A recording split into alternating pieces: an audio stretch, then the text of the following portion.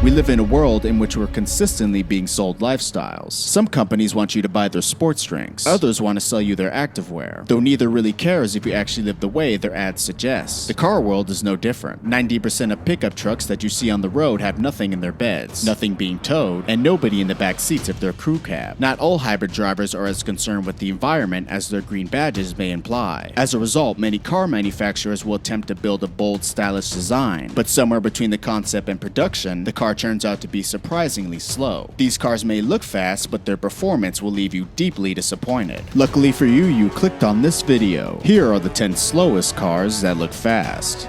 First on the list, we have the Toyota Celica. When the Toyota Celica was introduced, it was advertised with the slogan, quote, "looks fast." Don't be fooled by its looks though, as this vehicle is actually one of the slowest cars on earth. The Celica's action package added a large wing, body kit, and updated front end. Unfortunately, Toyota brought the looks but forgot the power. The base model's 1.8-liter 4-cylinder engine produced a pitiful 140 horsepower, and the high-end GTS model added only 180 horsepower and a 6-speed transmission, but it was basically impossible to modify. Bolt-ons were expensive and the engine was unfriendly to boost due to a high compression ratio. So even if you wanted to make the slow car fast, stock is where you're stuck. Up next, we have two cars, the Scion FRS and the Subaru BRZ. Two of Japan's titans in the automotive industry combined their know-how into what should have been an amazing interpretation of the legendary 2000 GT. Instead, Toyota tried to build another Corolla. Subaru ended up slapping some sense into their partner, and the twin cars hit the streets weighing just 2,700 pounds, and offering some of the best steering and handling of anything below 100K. But with the horsepower of an RX-8 and the torque of a 4-cylinder Grand Am, the FRS BRZ isn't beating anybody.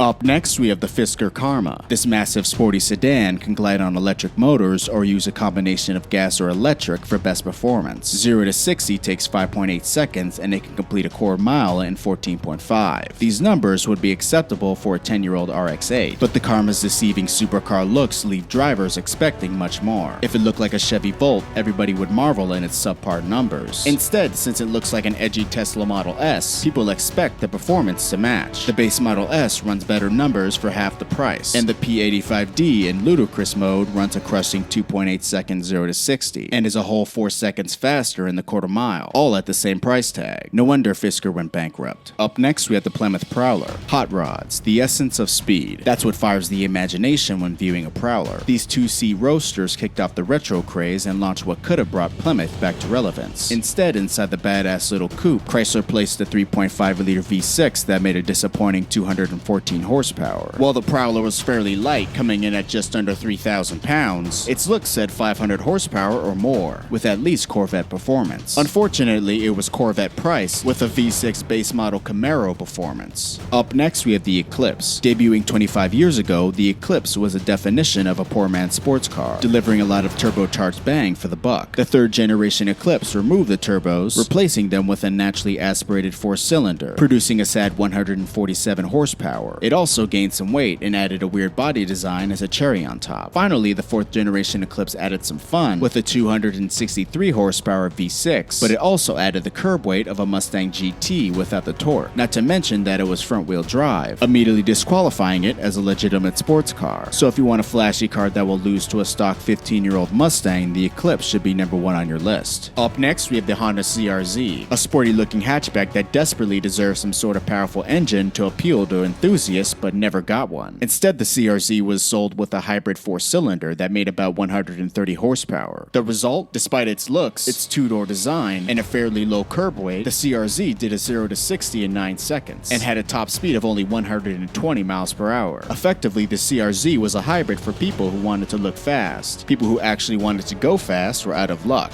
Up next, we have the DeLorean. No list of fast-looking slow cars could possibly be complete without the DeLorean. Despite the car's design, which still looks pretty good today, and despite its world-famous movie performance where it quickly reached 88 miles per hour and traveled through time, the DeLorean was dog slow. It used a 2.8-liter V6 that made about 130 horsepower, which was weak for the time period, and its 0 to 60 time was in 8.8 seconds, which was slow for the time period. It also didn't help that many DeLorean models use a 3-speed automatic transmission, which further hampered performance. Up next, we have the Chevy SSR. Retro was huge at the turn of the century, and Chevy decided it would be a great idea to debut a retro convertible truck at the Detroit Auto Show. Unfortunately, that's where the great ideas ended. For production, GM used a long wheelbase Chevy Trailblazer chassis and drivetrain, and what they ended up producing was a Sluggots Roadster with only 300 horsepower and weighed a massive 5,000 pounds. Truly brilliant. The car's 5.3-liter engine currently holds the slowest quarter-mile time at a pathetic 16 seconds. And that's with track prep and an expert driver behind the wheel. Embarrassed by this epic failure, Chevy threw the 400 horsepower LS2 V8 into the car's later models, and while performance improved, it still got left in the dust by everything at its price point. Up next, we have the Toyota MR2. The redesigned MR2 had questionable styling but excellent handling. Weighing at just 2,200 pounds and a mid-sized mounted engine driving the rear wheels, this car seemed to be destined for success. Sadly, like the Celica, its fatal flaw proved to be its 1.8-liter inline 4-cylinder engine. The car's poorly designed exhaust also robbed it of a few horses, and it hit the street with a laughable 138 horsepower. Even the later addition of a 6-speed manual couldn't save it, as the Honda S2000 offered 100 more horsepower for a similar price. While it looks sporty and does take corners nicely, you'll be doing them at a very low speed. Well guys, those are the fast cars that are actually slow. If you guys like this video, give it a thumbs up. Also, if you like what you see at the channel, subscribe and put post notifications on. I'm Jeff from Modern Muscle, and I'll see ya